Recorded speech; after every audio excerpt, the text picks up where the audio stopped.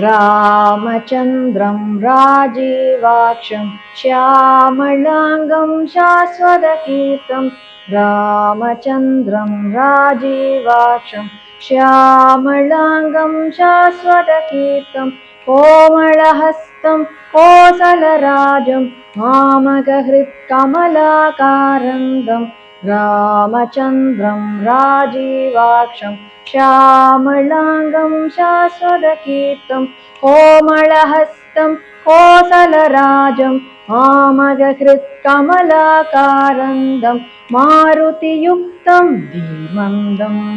मानितभक्तं श्रीमन्दं कौमारवरं गुरुगुहमित्रं कारुण्यनिधिं दशरथपुत्रं भूमिसुदापं भूपतिरूपं कोमलपल्लवपादामोदं कामगुरुं सीतारामं कौस्तुभभूषं वन्देऽहम्